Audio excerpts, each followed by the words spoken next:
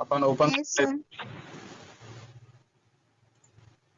अपन question open कर लेते हैं। ये देखो, अपन ने पहला क्वेश्चन अपन ने सॉल्व कर लिया था, फिर अपन ने कल दूसरा क्वेश्चन लिखा और अपन इसको भी सॉल्व कर लिया था। और अपन ने टैली में कैसे करते हैं वो अपन ने पिछली क्लास में सीख लिया था। जो बच्चे पिछली क्लास में एब्सेंट हो गए होंगे वो वीडियो को देख लेना, तो वीडियो देखकर आपको याद आ जाएगा। अपन अब क्वेश्चन नंबर 3 सॉल्व कर लेते हैं।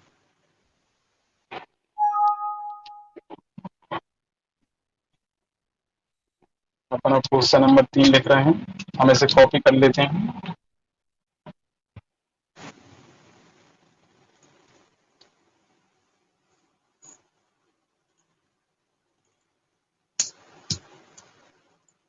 इस बार हम आपको हिंदी में लिखना बता देते हैं। यदि आपको हिंदी में लिखना हो तो आप कैसे लिखेंगे। देखो, इंग्लिश में तो आपको लिखना आ गया। हिंदी में लिखने के लिए सबसे पहले आप यहाँ पर होम पर क्लिक करते हैं। होम पर क्लिक करने के बाद आप यहाँ से लैंग्वेज को चेंज कर लेते हैं। यदि आप कोई क्वेश्चन एक्सेल में कुछ भी हिंदी में लिखना हो तो फिर आप यहाँ पे हिंदी में लिख सकते हैं। किसी भी लैंग्वेज, हिंदी कोई सी भी लैंग्वेज आप ले सकते हैं जो फॉन्ट आपके कंप्यूटर में उपलब्ध हो। अब यहाँ पर आप लिखते हैं, जैसे आपने लिखा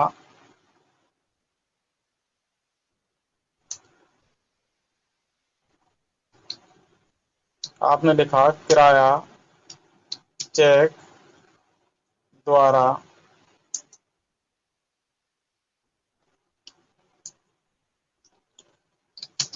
दिया।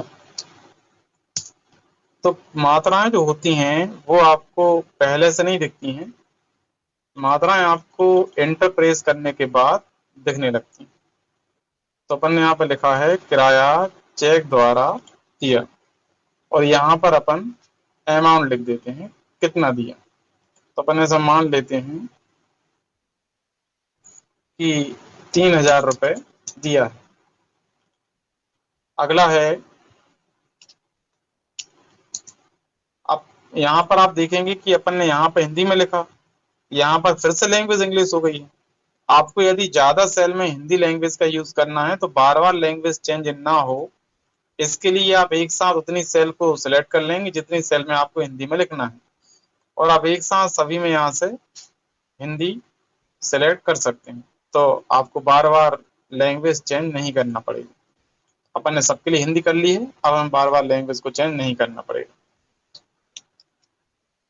यहाँ पर लिख लेते हैं व्यापारी ने निजी उपयोग के लिए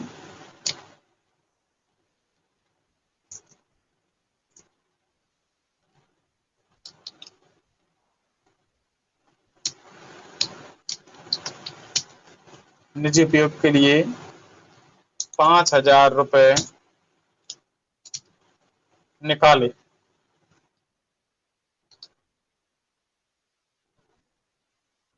अब ये एंट्री है, व्यापारी ने निजी उपयोग के लिए 5,000 रुपए निकाले। अब इसका अमाउंट अपन लिख लेते हैं, या यहाँ पर आपको 5,000 नहीं लिखना है, मत लिखो।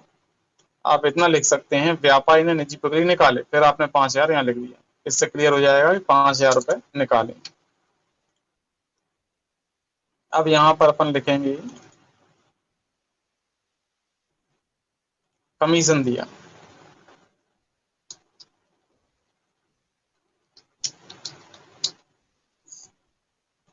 500 रुपए। यहाँ आप लिखेंगे बैंक में रुपए जमा कराए।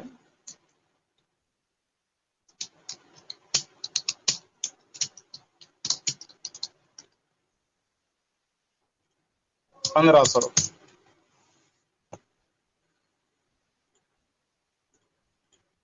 अब देखो बच्चों, ये क्वेश्चन है, आप इसका स्क्रीनशॉट भी ले सकते हैं।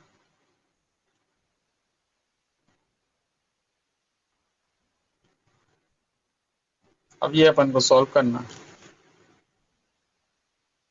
अब इसको अपन सबसे पहले आप रिकॉर्ड में कैसे सॉल्व करते हैं वो अपन सीखेंगे। अपन न्यू टैब में चलते हैं और सबसे पहले पहली एंट्री अपन देखेंगे, किराया चेक द्वारा दिया है 3,000 रुपए। अब यहाँ पर अपन एंट्री करेंगे। अब आप बताओ बच्चों, किराया चेक द्वारा दिया है तो उसकी एंट्री क्या होगी?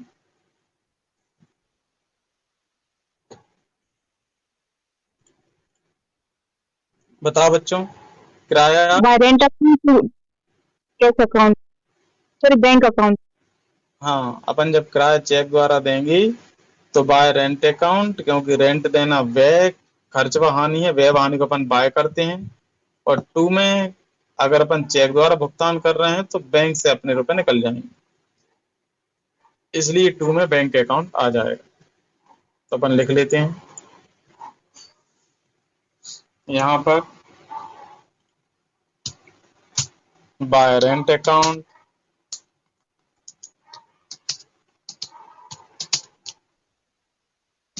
और टू में लिखेंगे अपन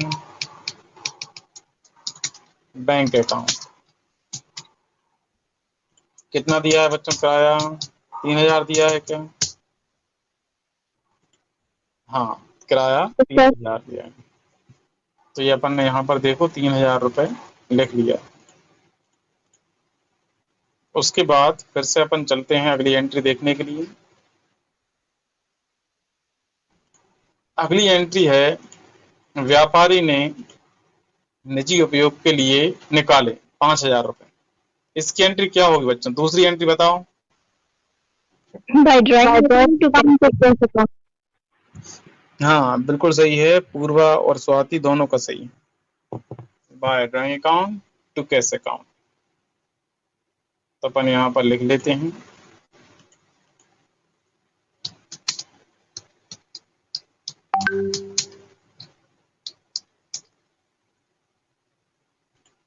और टू में लिखेंगे अपन कैश अकाउंट। कितने निकाले बच्चों? 5000। 5000। इस तरह से अपनी दूसरी एंट्री हो गई। तीसरी एंट्री अपन को करना है, कमीशन दिया 500 रुपए। कौन बताएगा? Commission account to cash account. हाँ, बिल्कुल सही है, by commission account to cash account. तो स्वाति ने ठीक बताया है। अपन यहाँ पे लिख लेते हैं बाय कमीशन और टू में लिखेंगे अपन cash account.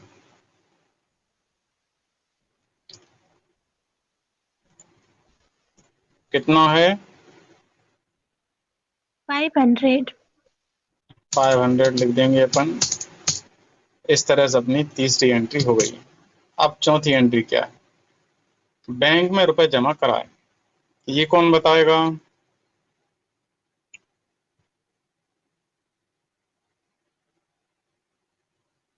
Sir by bank account to cash account. हाँ, पायल का सही है, by bank account to cash account. तो अपन यहाँ पे लिख लेते हैं बाय बैंक अकाउंट और टू कैश अकाउंट अपन ने लिख लिया है। कितने जमा कराए तो अपन देख लेंगे, 1500 रुपये जमा कराए हैं। अपन यहाँ पर लिख देते हैं 1500 रुपये। ये अपनी चौथी एंट्री भी हो गई। ये अपना था क्वेश्चन नंबर 3।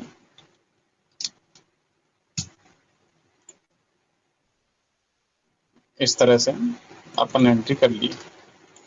आप दोनों, जैसे आपका एक पेज खत्म हो जाता है तो रिकॉर्ड में जब आप इस एंट्री को करते हैं तो ये नियम होता है कि दोनों तरफ का अपन टोटल लगा लेते हैं।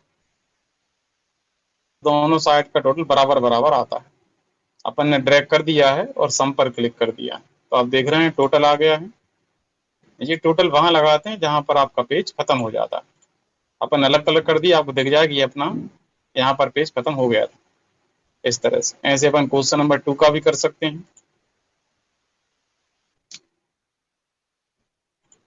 क्वेश्चन नंबर 2 में पहली एंट्री नहीं दिख रही, कोई बात नहीं, अपन आगे से कर लिया करेंगे, उसमें एक एंट्री शायद डिलीट हो गई होगी। क्वेश्चन नंबर 3 का अपन ने कर दिया, अब कल अपन 4 का कर लेंगे। अब इस क्वेश्चन को अपन ने टैली में अभी करना नहीं सीखा है, अपन टैली में करना सीख लेते हैं। सबसे पहले अपन लेजर चेक करेंगे टैली में, क्या इनके लेजर बने हुए हैं। तो अपन टैली ओपन कर रहे हैं।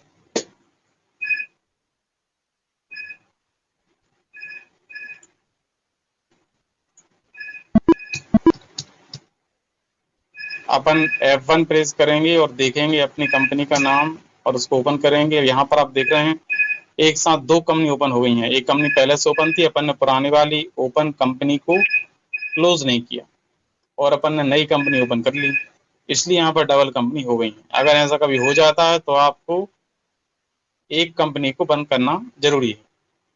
तो अपन कर देते हैं, अपन KAVSA हॉस्पिटल वाली कंपनी को बंद कर देते हैं।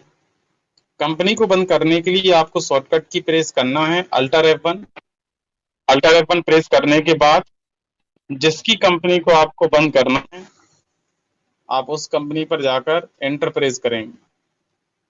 अपन एंटर प्रेस कर दिया है। अब ये कंपनी अपन बंद कर सकते हैं। ये अब कंपनी देखो बंद हो गई एंटर प्रेस कर कर। अब यहाँ पर एक कंपनी बची, अपन इस कंपनी में काम कर सकते हैं। अपन सबसे पहले लेजर चेक कर लेते हैं ALD के द्वारा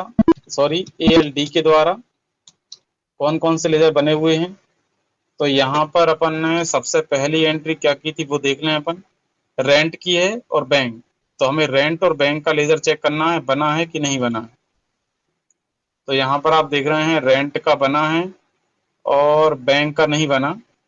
अपन को बैंक का लेजर बनाना पड़ेगा, तो अपन बैंक का लेजर बना लेते हैं।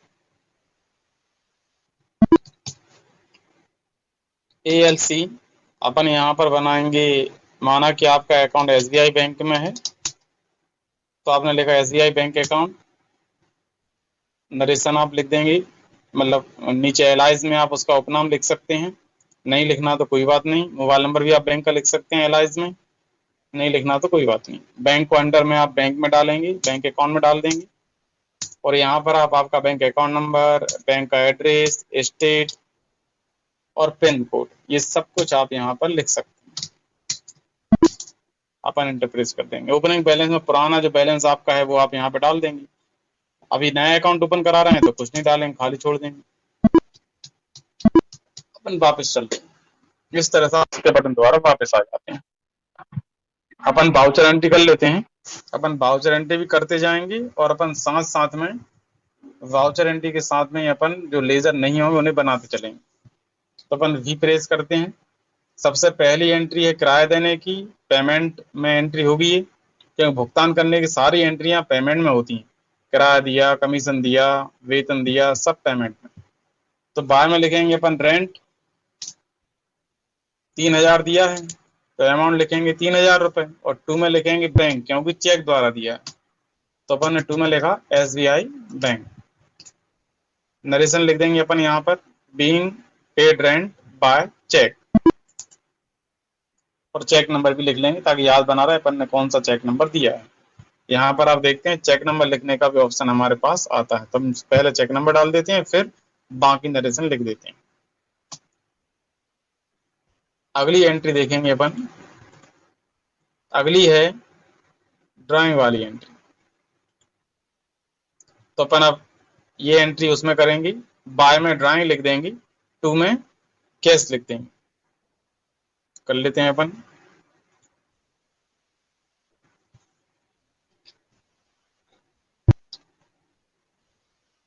आपकी ये एंट्री भी पेमेंट वाउचर में ही होगी, इसलिए आपको वाउचर चेंज नहीं करना पड़ेगा, यहीं पे आप एंट्री करेंगे। अब बाय में आपको ड्राइंग का लेजर यहाँ पर नहीं है, बनाना पड़ेगा। अल्टर C प्रेस करेंगे अपन, शॉर्टकट है लेजर डायरेक्ट बनाने के लिए। वाउचर से डायरेक्ट लेजर पे आप अल्टर C के द्वारा आ सकते हैं। ड्राइंग अकाउंट लिखेंगे यहाँ अपन, इनडायरेक्ट एक्सपेंसेस में जाता है।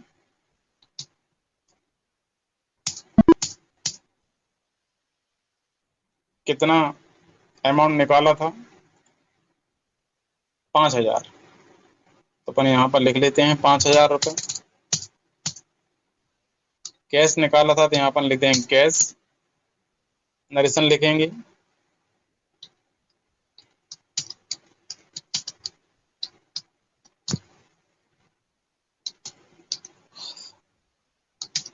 being cash withdraw for personal use।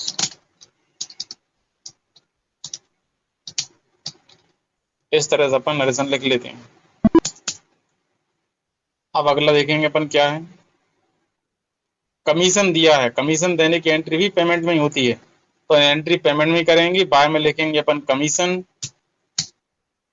कितना दिया है वो लिखेंगे अपन, अमाउंट 500 रुपये दिया है।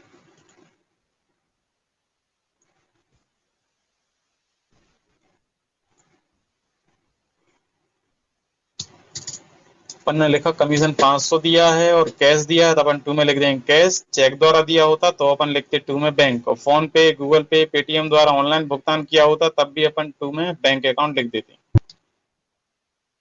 अपन यहाँ पर कैश दिया इसलिए कैश को ही लिखा रहने देते हैं। नरेशन लिखेंगे बीइंग कमीशन पेड।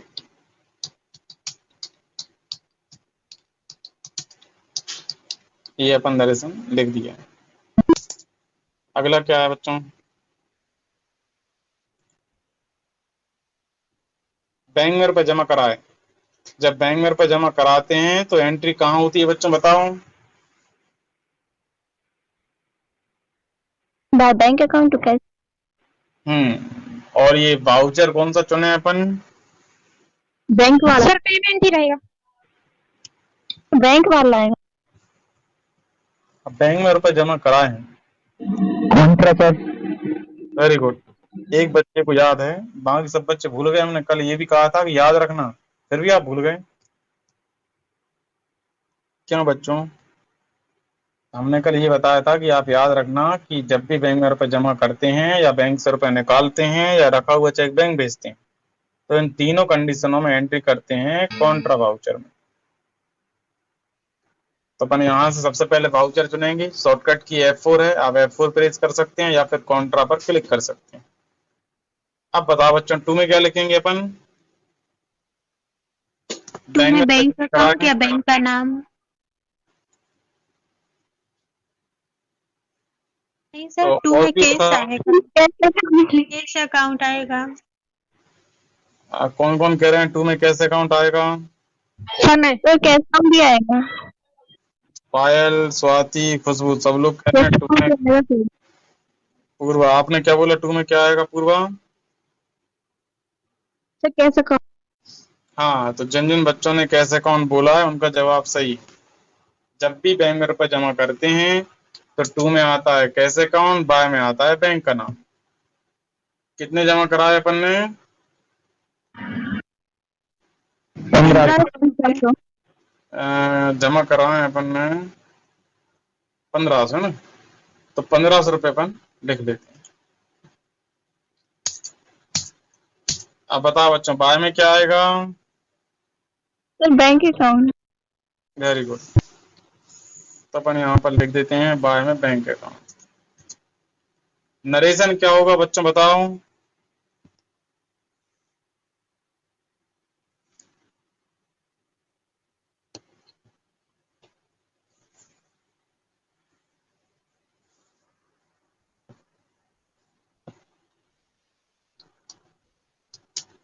कौन बताएगा।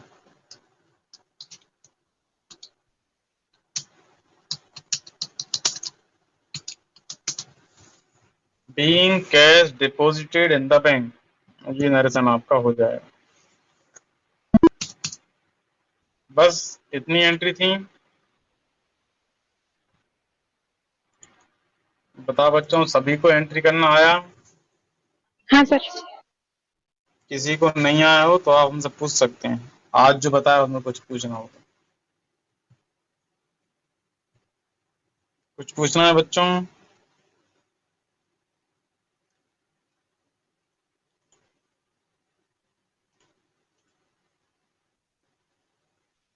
किसी को कुछ नहीं पूछना, ठीक है। तो फिर अपन आगे अगली क्लास में, मतलब अपन कल समझेंगे आगे। आप अभी इतना रिवाइज कर लेना, हम वीडियो भी आपको भेज देंगे तो आप वीडियो देखकर रिवाइज कर लेना। गुड इवनिंग बच्चों सभी के लिए। Good evening sir, thank you sir. Thank you sir. Welcome. Good evening बच्ची।